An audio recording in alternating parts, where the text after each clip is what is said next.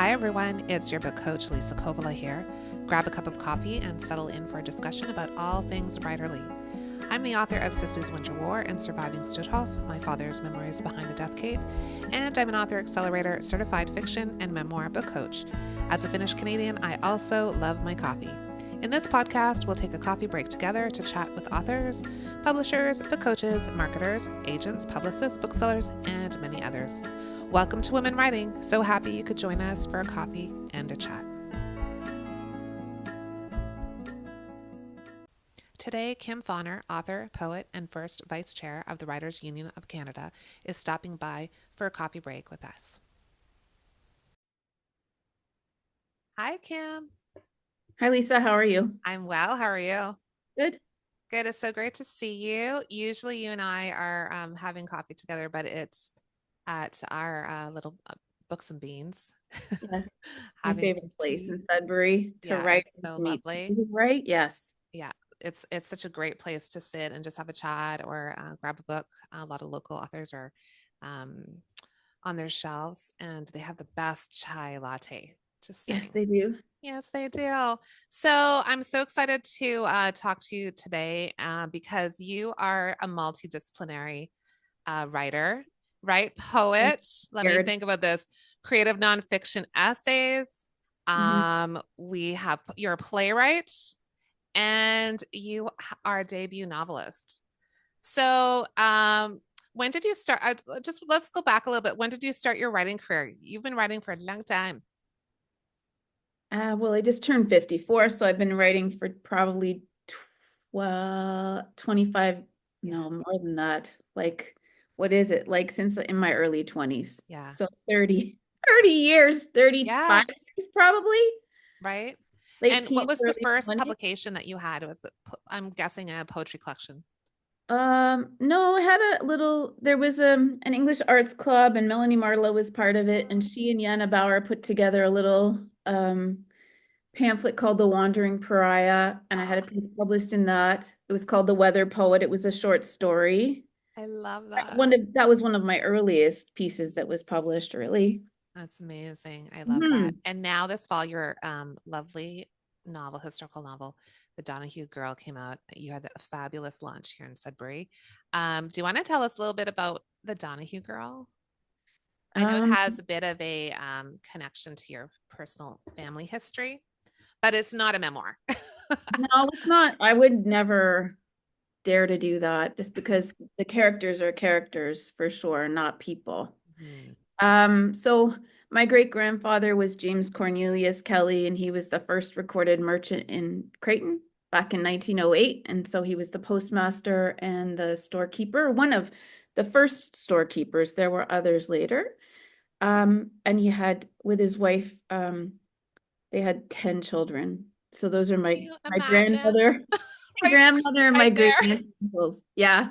It's Irish Catholic, right? So that was the deal there. And the story, I just grew up hearing stories of Creighton and pictures of Creighton, and it just sort of became this background sound story that I was interested in. I grew up hearing them, and then all the wonderful photos. And then my great aunts, when I was in my 20s, two of them told me that my paternal grandfather had dated my great aunt Nora and then dumped her from my grandmother. And I thought, I asked other people in the family, and even a couple of my aunts and uncles, and they were like, that's not true. That's not true. And then one said, yeah, I think it is true. And it just got me to thinking about what secrets are, what privacy is, and how we really don't know people's lives before we were born. And that doesn't mean they were secret. It meant that they had lives they lived, and we just weren't part of it. Yeah, for sure. Right. And to think that your Aunt Nora could have been your grandmother, like if things had gone in another direction at that time, I always think that, had different choices been made at certain stages in our histories, we might not be here, or things would just look really differently. So fascinating. I love that. What about for folks that don't know about Creighton, can you give us a little rundown? It's a mining Sudbury folks, Northerners will, but it's a mining town outside of Sudbury, but it was sort of erased by Inco in the late 1980s. So, and that's the kind of interesting thing about it was my great aunts and grandma were really upset when it kind of was disbanded by the company. And Mhm. there were stories of some people moving their houses to Lively. So I'm sure there are some Creighton houses in Lively Yeah. proper. But I just think the notion of mining towns becoming ghost towns are really interesting to me. That's something that's Canadian, Yeah, you know. 100%. We have another small town, well, part of Greater Sudbury, Cape Real, and outside of Cape Real, I think it's Selkirk, and there's another one that are Yeah. quite, the same situation. Just you can go visit and you can kind of see remnants of things, and it's really quite eerie to think people lived here and had full lives and employment and families there, and now it's just like there's nothing left. But it's ripe for stories, right? We can Yes. really look at those places and go, okay, I can see people living here and going through their lives and all the drama of it. And your Lizzie, your protagonist, her family is Irish. Do you want to talk about that connection? Well, my mother's family is Irish Catholic, so the maiden name was Kelly, and then my grandmother married Len Ennis, who was from Pembroke area. So that's Irish into Irish. Do you know what Irish I and mean? Irish, yeah. So And you spent it a little was, bit of time in Ireland. oh, I've been a few times for Times. sure. And my great aunts sort of raised us with that sensibility, you know. My great aunt Claire would sing, she'd get a little bit tipsy on Tullamore Dew at Christmas and St. Patrick's Day, and she'd sing under the dining room table. There was like a tablecloth, I and she love didn't like that. people seeing her face because she would do this really over dramatic rendition of Hail and Glory to St. Patrick. So Love that. I'll never forget that. And That she's been is for amazing. quite a while. But yeah. Yeah. And I love when we go to, well, I mean, I've been to several of your launches because you have quite a few books. We can talk about that. But I do love that you, and I forget the gentleman's name who plays with you often. Pat, You Pat you both McGuire. sing lovely Irish tunes and he accompanies you. Yeah. And that's just makes it so special and grounds it into your ancestry too. I think that's so delightful. Love that. Yeah. So you have how many books out now? I want to say, oh, I don't even want to guess Well, because I'll get it completely um, wrong. I think 5 books of poetry. Wait, five, I think. And I love that you don't know. my sixth is coming out in the spring with Turnstone. That's And exciting. then two chapbooks, one recent one last year, Fault Lines and Shatter Cones with Emergency Flash Mob Press out of Fredericton. Mhm. And then this novel, which is my first novel. Amazing. And I know that you worked on that for several years and Mhm. you went to Banff and you had some really great mentors. Was there any particular thing about that journey to getting this book to publication that was really fun or exciting or possibly difficult and did you trudge along? Um, well, I was always really worried that I didn't do an MFA, you know. I did a master's in English literature at Carleton after my undergrad here, and then I was accepted to do a PhD in English at Memorial, and I turned it down because I said to my parents, I just want to write creatively, and I knew that if I went, I'd be worried about academic publication credits and not my own work, and I had a really strong feeling towards that. So what I did was I just started to really look for opportunities for workshops and classes across the country, really more in my 30s. But in my late 20s, I worked with Timothy Finley through the Humber School. So he was my first real I mean, you experience can't go with a wrong, right? literary. That's your Yeah, first mentor. it's It just lovely. sets you up. And what a lovely, I mean, I've never met him, but I know you've spoken to me about him, and he just seems like the perfect mentor for you. He And was wonderful and wrote really beautiful letters. And so we wrote letters back and forth. These are the days before there was the internet, but that was, you could do correspondence, right? So you would right. write a letter, send your work, and he would write a letter and send back feedback. And it's just this really sort of beautiful back and forth, Maybe it's something lost epistolary in the friendship. email. Yeah, I think so. Yeah. I don't like social media or texting at all. I've Mhm. had people say, "Oh, I texted you and you never responded. You just are having me on unread. And I'm like, I don't know. I don't have my phone next to me a lot of the All the time. time. I So, know, it's very um, other mentors along the way, I worked with Marnie Woodrow way back in 2015, I guess. I started this in Matt Hady's Playwrights Junction as a monologue, and then he encouraged me as well to keep going with a larger piece, even though I was nervous. And then working with Lawrence Hill at Banff, and yeah. I met him at Sage Hill when I was there for poetry, and then Oh, we okay. hit it off. And so I applied to his historical fiction workshop the following year, I think, or the year after that. And he's been a huge encourager of my work as a writer, as a prose writer. Yeah. I think that's super important too, especially for young writers to look for mentors, to look for people that they can learn from, who they can be encouraged by and supported by. Because, writing isn't really a solitary activity. There's a lot of that, right? Sitting by yourself doing the work.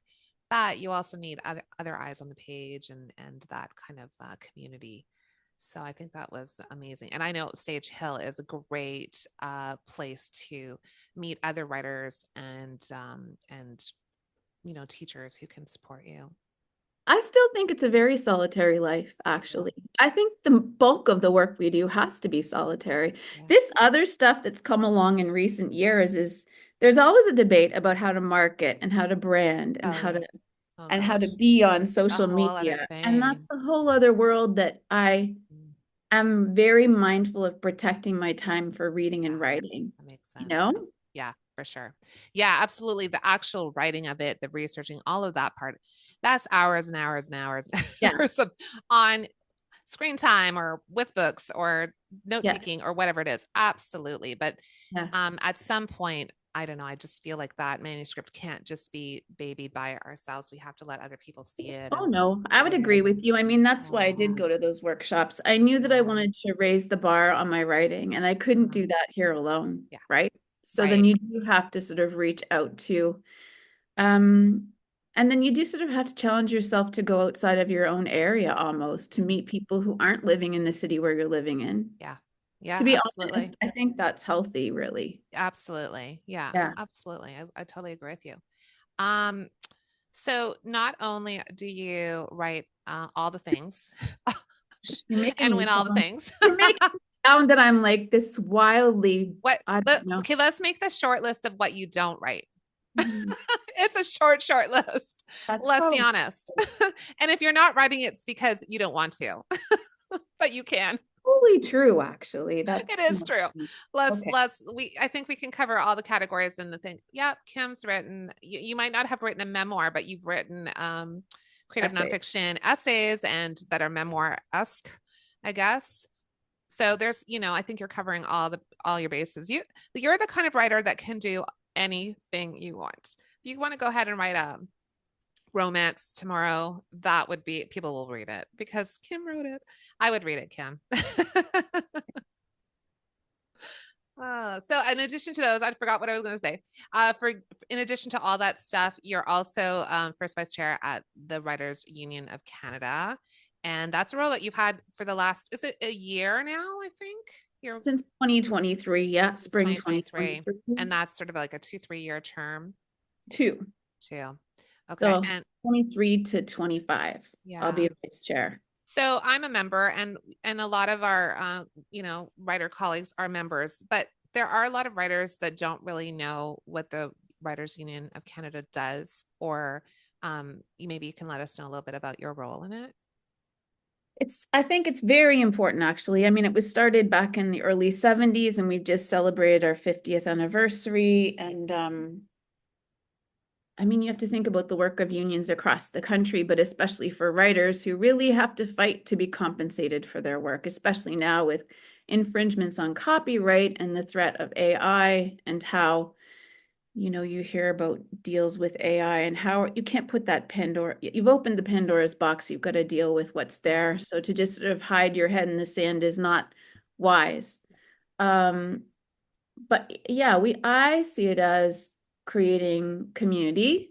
I always have. So when I began volunteering for TWUC, which is what we call it, um, back in 2017, 18, I was reviewing membership applications. I was that person on that committee. Yeah. And then someone in North Bay, Barry Grills and his wife, Jennifer, had said to me, oh, there's this spot opening up for the Ontario rep. We really think you'd be great. We've watched what you've done in Sudbury as laureate, and you seem to build community. Would you try? And I thought, yeah, I'd like to do more volunteer work for this organization and see what it's all about. So then I was Ontario rep from 2020 to 2023.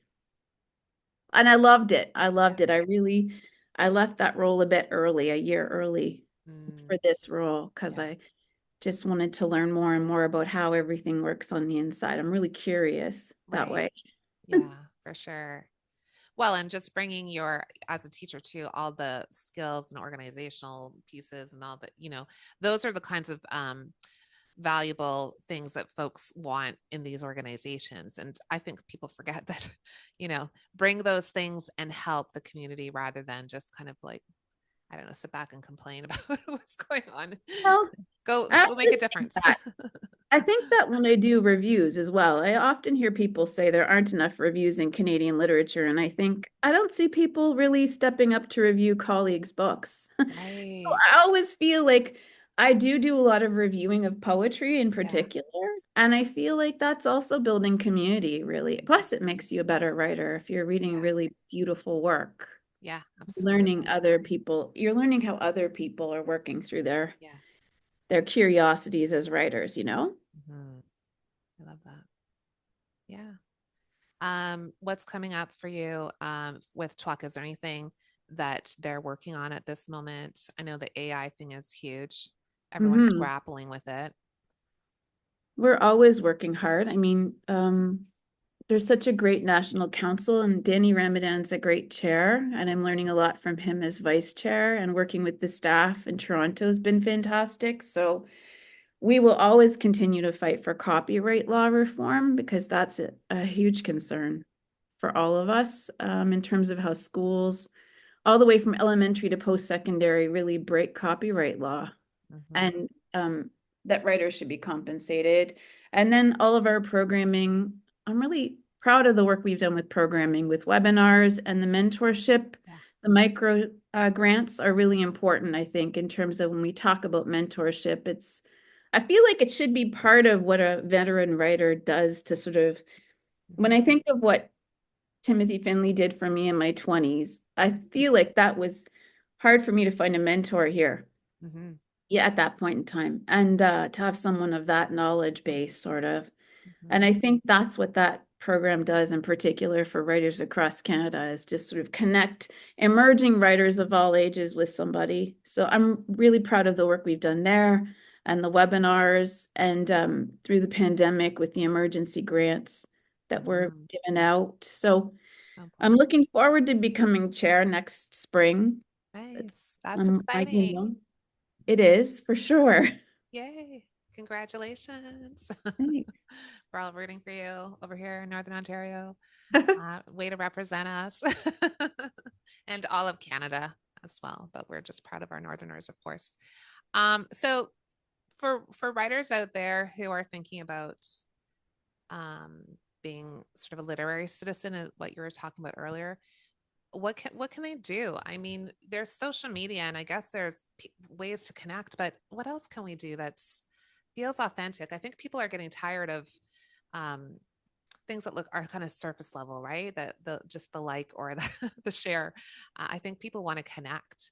How can we be better literary citizens? I like the idea of the reviews. That's a great way to support other writers. In terms of how though, like Well, just I'm thinking of raising building profiles? being when you're a new writer.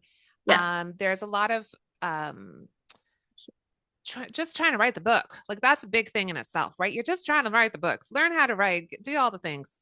But there Yes. is that it is important even at that stage, I think, to start getting out there beyond your home office or your coffee shop and connect with other writers and be part of that community, become a literary citizen. I think the idea of book reviews is great. Being able to support other writers, reading their work, maybe getting involved with a union. Um, maybe joining a local writers guild if you have one in your community, or creating one if you don't have, like, if you don't have community in your very small town somewhere, there's ways to make those connections. People are doing the work in their homes that we just don't know about it sometimes. Well, I think COVID brought us a great deal of connectivity. I know people talk about Zoom fatigue, but I actually think it brought us a new way of being in community across the country for writers. These Yeah. podcasts that are popping up across the country, and Yes. literally, Yeah. I mean, I've had a number of interviews for podcasts this year, and they're like wild how they've just kind of come up like wildfire. And then there are fantastic radio opportunities. Substack's a whole new animal, Love which it. to me feels like blogging, but no one It wants to is. say it Yeah. is. Well, I mean, Like, I would say it's all those things, right? It's like yeah, an old style blog that we used to all do. yeah, It's like the newsletter, the email list. yeah, It's like the Facebook chat part embedded in there.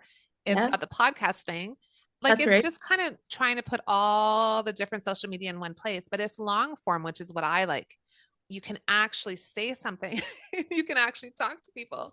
Yeah. So, I mean, if you're not on Substack yet, go check it out, because it's a kind of a fun platform to be on. And there's a ton of people doing, you'll find people who do all the things. If you like, I don't know, if you like baking muffins, you're going to find people who bake muffins. He's so And busy reading Substacks, you'd never read and write though. That's my worry. I don't know. I think, oh, that was me. I just knocked over Okay, and now my puppy's a little scared. I okay, I knocked have a over a little wild dog down here, so that's She's like, "What are you doing? I'm sorry, baby. Go back to sleep." She's usually pretty good about sleeping at my feet, but sometimes I hear you. anyway. Yeah, so yeah, it is. Yeah, that could be a concern, is just reading every post and going like, well, you're not going to read every post, but spending all your time. But I love the idea that you can be writing there for a community, and That's a different kind of writing too. So, yeah, it I is. mean, I guess the question is how to create community then.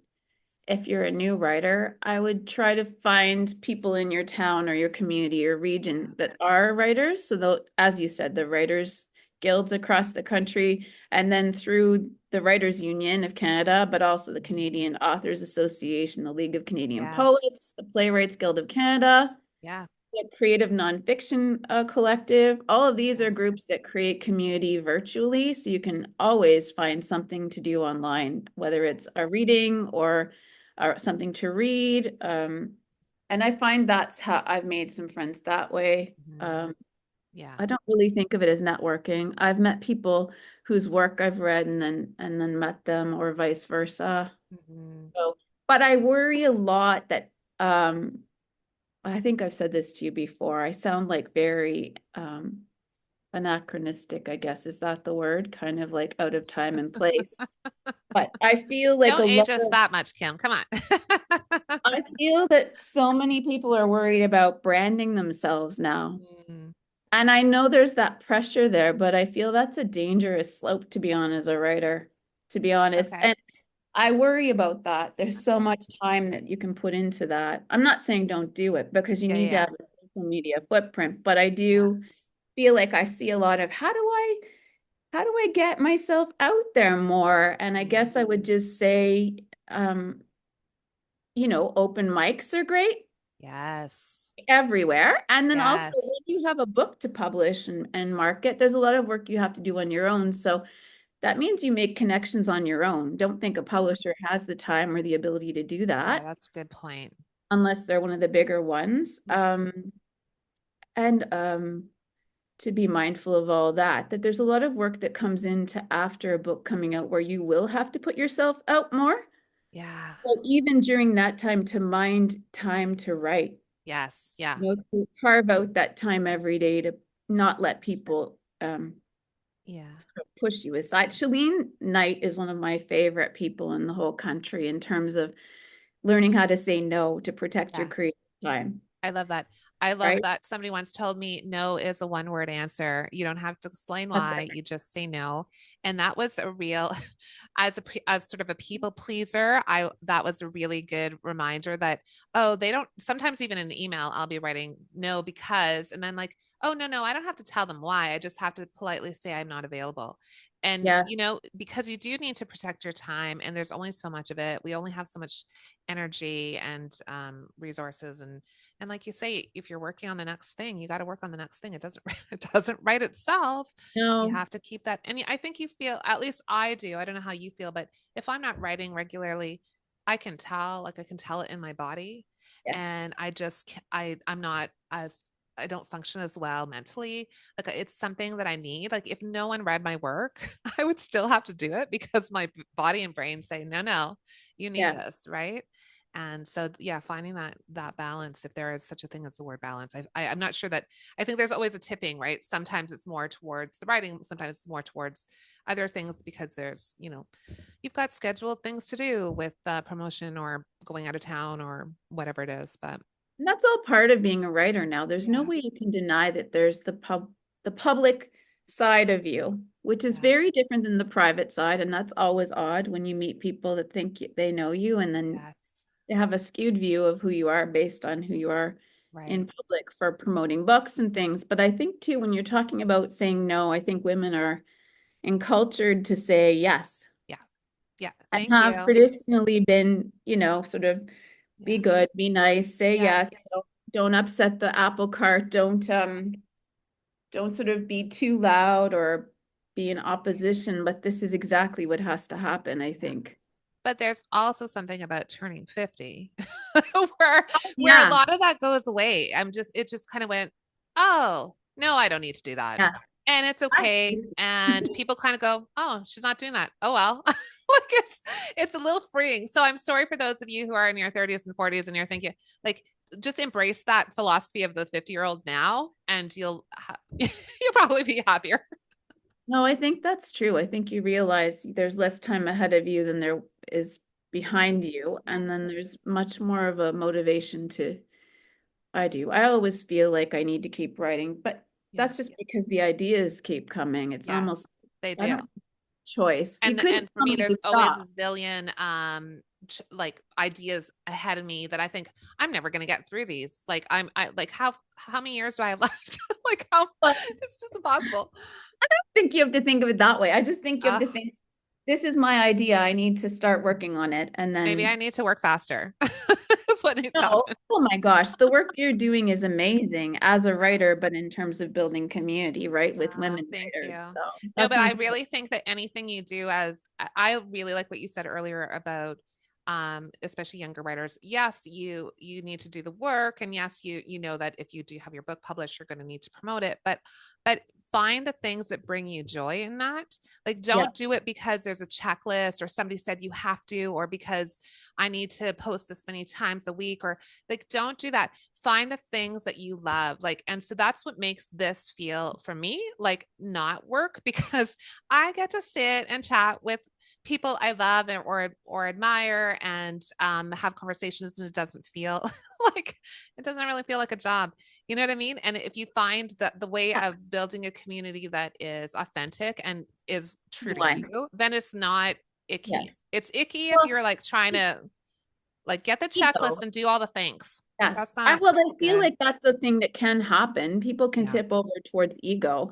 And I Yes. feel like that's always worried me. And I Yeah. just don't, it's never been my thing. So I just I know. feel it sounds idealistic, but it's true. I'm not Oh, impressed it's with true. that.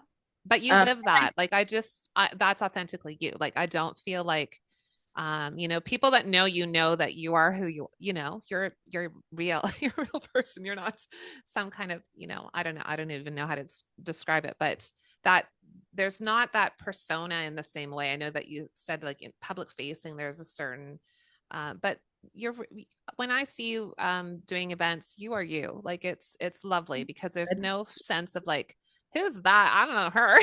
Like you just, you know, no, yes, of course there's a performative aspect to some of those kinds of events, but it doesn't feel like a stranger up there. It's you. And that's lovely. And people need to see that we're human. We're with all our foibles and our knocking over chairs in the middle of a podcast, you know, that's not yeah. going to be edited out. Sorry. Like it's just how it is. I just love to write. And I think Yeah. it's a gift to be able to share it when we're published. That's a gift. Not It is. everyone can write a book and have it published. That's Like how right. many do. I mean, you could think, oh my gosh, there's so many writers, but really when you think of the millions of people, billions of people on the planet, how many can say they've created a world Yeah. in one book or in one short story or in one Yeah. poem, you know? So I really think legacy is about hopefully mentoring younger, not Mhm. even younger writers, emerging writers are Yeah. really important of all ages Yeah. to me. I loved when the Bronwyn Wallace Award became a no, not defined by a certain age Yeah. group. That's amazing. Like, I found that was really crucial, you yeah. know? And there are a lot of writers. I mean, I think for us, you were writing even as a child. I was writing as a child. Like a lot of writers have been writing since they were little, like since they could Forever. forever, like since they could read and hold a pen or a pencil. Like we were trying to form letters and we were trying to form stories. I Yeah. remember drawing and I had the story in my head. I couldn't write the words, but I could the story for the picture was there. But I think a lot of writers don't actually take it seriously until later in life. And No. there's for whatever reason, like there's a lot of people who they get involved in their own life, their work, whatever they're doing, and it might be the thing they want to do, and then they come to it maybe even in retirement. There's so it's not that they weren't writing or wanted to write, it's just that so I love that you can kind of enter it whenever. And it's another thing that you can do for your whole life, and you're just going to hopefully develop Oh and my gosh. improve and more ideas. I can't imagine not having that creative spark Yeah. in me. I think my life would be very gray. Yeah. You Yeah. know, even when there are difficult, really difficult things happening in my life, or when those times have been there, I can always find a book. Yeah. Even if I can't write, I can either find a book and read it. And even if I can't read, I will listen to a book on Yes. Yeah. audio. So I feel that that's like such a gift, Yeah. you My know? mom, I always reference my mom. My mom used to say, you're never alone if you have a good book. And, Right. I carried that Mother's with right. me forever. Like, Yeah. that's that kind of sense of isolation. You just don't have it when you're immersed in a world full of characters. I know. That's why I always start my classes with 15 minutes of silent reading because Yeah. I feel like sometimes, when we were growing up, I think I had parents that modeled reading. They would read after dinner or on the camp dock Yeah. or that kind of thing, and I don't know that that's always happening in kids' homes. So I feel Yeah. like if we can teach them how to be still and to Yeah. trust their imagination, that's a gift too that Yeah. we're giving them for later Yeah. on. Absolutely. Get off the phone. Pick up a Oh yeah, book. I Get can't off stand. the phone. I know we we won't go down that path. We could we I have need things to write an we have things essay to about say. why I don't like phones. I I just think you need to do that. have a As huge much as I problem. love the organizational parts of it, there's so much of it that I'm like, I'm the same. I have to just put it away, like put it over there and do the other things because you can't be on that thing all the time. Anyways, I'll stop. I could go on and on about the phones. So Kim, I do have a couple of questions for you. I always ask Substack readers if they have any questions. So here is one. Um, it feels like writers are bombarded with possibilities they could do to raise visibility or even especially be of genuine service to the greater writing community, like your service in TWUC. But there's so many options. We kind of covered a bunch of them earlier, but like how do you go about just deciding what realm to enter into? I think you can find lots of things. I'm thinking of here in town, we have Wordstock. They always are thinking of volunteers or board members or that sort of thing. Finding the arts organizations in your town and trying to figure out where you might fit within the arts as a whole, not just literary arts. Yeah. And once you have a sense of the arts organizations, you can start to build a spot for the literary arts in your community if you're in the northwest of the province or if you're in a small town in Cape Breton. Mm-hmm. I've had a TWUC member in Cape Breton say to me, I'm far away from Halifax. How do I connect? And I'm a new member, and how do I connect? And I thought these are really important questions about how we feel isolated already in the work we do.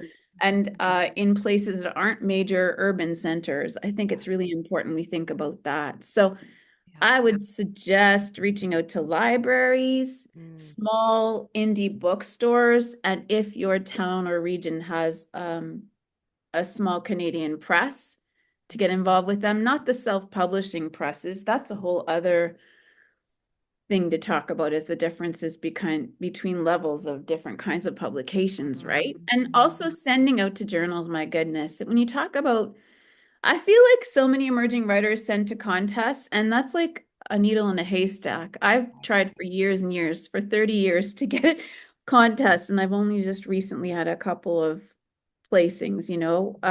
So I feel like part of beginning to build your repertoire as a writer is to actually submit to Canadian journals, and they are so beautiful and so important to our literary landscape and the health of this country's literary cultural Love that. atmosphere that you know, that we should be sending. And yes, you will get rejected. And I'm sorry, but that's part of how we build our resilience as writers. We're used to getting rejected Yeah. all the time. It's just, yeah, keep all of those. What did Stephen King do? He had a nail or something in the wall and just kept throwing them into the, and you have to stack it off the wall. Yeah, great. Just get used You to it have a for sure. document like that? Because I have one that I started in Oh, 2019 that's like 40 pages, and love that. majority are rejections on a Word doc that just Oh are my like gosh. rejection, and then I send it out again. I have a spreadsheet. Yeah, a Yeah, spreadsheet with when it spreadsheet. was submitted and what the response was. And then, like a little color coding. Green is accepted and like red is like no. There's a lot of red. But see, that like keeps you honest too. Yeah, of course. Yes, for sure. And a reminder that, oh yeah, I haven't sent anything out for a while. I should probably get on Or I should that. write something new I'm to actually submit. really terrible about that. I have to be honest. I have really good goals about doing it, and then other things take precedence. So I have to every year. I'm like, oh, I'm gonna make myself a goal this year.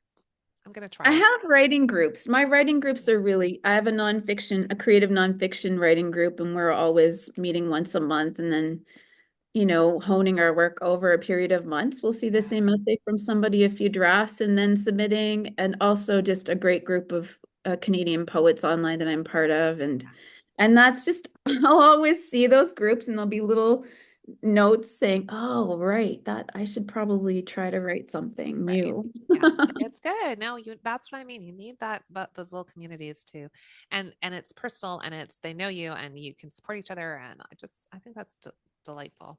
Yeah. Great. The other question was, um, okay, this has to do with sort of promotion, I guess, but it's more that so in your experience, where is the best place for an author to put limited marketing resources, in other words, time mostly, and maybe money, in the between times when you get to be a writer instead of an author? So that time between books. So you've had those experiences where you have a book out and the next one's not out for a while, and there's often a break between, and you want to keep promoting your book or marketing yourself in some way. um how do we use our time or possibly sometimes money to do that? What's good? It's a big question. Yes, you know, if you're in like I would often, when I have a book released, I'll often go to a smaller city. So I've been to Timmins, I've been to North Bay, and I'll take on the cost of the drive and an overnight if I need to. And then you can get tax receipts for some of that as a writer so that, you know, not all of it's given back to you, but there is a bit of there is definitely a bit of you having to invest in your career. So you're not going to make a lot of money. Somebody had asked me about making money, like how with poetry, and I thought that's so foreign to me. Right. You know, I think the Yeah. way if we're looking for funds to do things to support our work after it's out, and while we're writing the next project, is grants, right? So Yes. to Yeah. think about really the Ontario Arts Council is phenomenal, the Canada Council for the Arts, but there are so many cuts to these bodies right Yes. now, even municipalities. If I look at some of the things that are happening with cultural arts committees and granting committees, it worries me a great deal. And I know we're concerned about that at the national level of Right. TWUC as well, that there are fewer and fewer opportunities for funding, but there are some really, the Access Copyright Foundation has Yes. some really amazing grants for They research do. and travel Yeah. that I don't think people hear about very often. So Yeah. to do some research into grants and then to get to practice grant writing, Yeah. because you want to talk about different kinds of writing. Grant writing for the arts is very different. You couldn't have a scientist write an arts grant. It Yeah. wouldn't. It's not the same. It's not It's the not the same. same. I feel like it's and it's not even the same in terms of municipalities and Yes. provincially or nationally. I mean, if you look at the portals for NOVA for the OAC grants and then the Canada Council portal, which Very different. still terrifies me. Yeah. I know. Yes, I'm the same with the Canadian Council one. Yeah. And you and I have both sat on juries for Ontario Arts Council, and Yes. you get to see that side of things and how that process goes, Yes. which is really enlightening, right? So as somebody who writes grants, to be on that side and read the submissions. So I mean that's a whole skill set, and to be, I mean, as teachers, we also tell our students this, right? Read the directions. Yes. Read over the directions. And how many people do not do that? Like just the basic things, like when you're submitting to these organizations, dot every I and cross every T, because you want the best submission you can get. And then don't take it super personally if you're rejected, because there's only so much money, and really great A lot of projects people. don't get funding. Yeah. It's not that the project isn't going to do well otherwise, but it's like you say, the funding is just not there for all the great projects that get submitted. I think too, when you talk about that, taking your time and not rushing in grant apps, which I used to do when I was younger. I would wait till the week before and then go, Oh no. oh, and I'd post on social media in some kind of frenzy, like, oh my God, I'm Yes. like up late. And I thought, no, this isn't going to work. So I would then take a month or two and take my Yes. time, right? I feel like there's that rush to publish with the emerging writers, and also just taking time to edit too. When you're Yeah. coming to the final steps of publication for anything, even if it's in a literary journal, something small for a literary journal, and working with an editor there, or working on a collection of poems, that goes through so many steps of drafting and redrafting and an outside editor, Yeah. and being able to say to yourself, I really love this poem. Like my new collection, there's a beautiful poem part that I wanted in there. And my editor was Alice Major, and she said, I don't think you need this in there. And I thought, oh, I went off all upset for a couple of days. And then I realized she's absolutely correct. Yeah. So Yeah. you have to kill your darlings. You That's have to right. be willing to see that it can be better Yes. And that editing. the editors are working with you. They're also Yes. trying to strengthen the work, and it's all in service of the work, right? Yes, It's not it about, is. right. And I don't think we always remember that the feedback and those comments and those suggestions are really so that your work is the best it can be, for sure. To become a better writer. Yeah. Right. Every time you work with a book Yeah. coach or editor or a publisher, every time you read someone else's work and you learn from them, I feel Yeah. like it's just this wonderful palimpsest of learning Great. as we grow as writers. I don't ever think we're going to be No. all that in a bag of chips, Right. I Like want to keep we'll be learning. 99 and we'll Yeah, still be like, how do I make this better? I don't want to be 99, but I don't know. I think that you'll be the 99. technology, we might be 120. We don't know. Like, I want to be 120. I don't know, Kim, if you're around, we can be 120 and be on a rocking chair, just Well, for having a sure. No, tea and chat. we'd be having some pints. We'll be having some pints with some good old Irish music playing For in the sure. background, us. Yeah. Oh my gosh, it's been so delightful to chat with you, as Always usual. lovely to, yeah, like I always love talking to you about writing. So it's lovely to just talk to you through this medium as well. Yeah, share it with some other folks. Maybe they'll take something away. Of course, they will from you. You're, so much knowledge and experience that we could talk for hours and hours, and we didn't even talk about. Oh, there's so many things we didn't cover. But You know what? I wanted okay. to tell you, Yes. I read your newsletter on Substack this past week about historical fiction and research, and I thought that was brilliant. So I'm just wanting to tell you that that was a Oh, lovely piece because it really resonated with me with this book, The Donoghue Girl. So I hope that, yeah, it's hard to know. Again, we're always writing. We're not writing for everybody. We're writing for ourselves, and maybe there's a little audience of people that yeah, are interested in that. And for me, I'm just kind of drawn to writing about how that next book is came about. yeah, And I love I'm such a sucker for research. I love it. I love all the stories, like the things that don't end up in the book, but that I I know. love. And like your family stories and your personal connections, and then how it's transformed. And now it's this whole new in historical fiction, but there's like these moments and these little nods to the past. I love that. Just so delightful. Everyone has to Stop read the myself. Donoghue Girl. I always have to stop myself from doing research and then start writing, though. I know.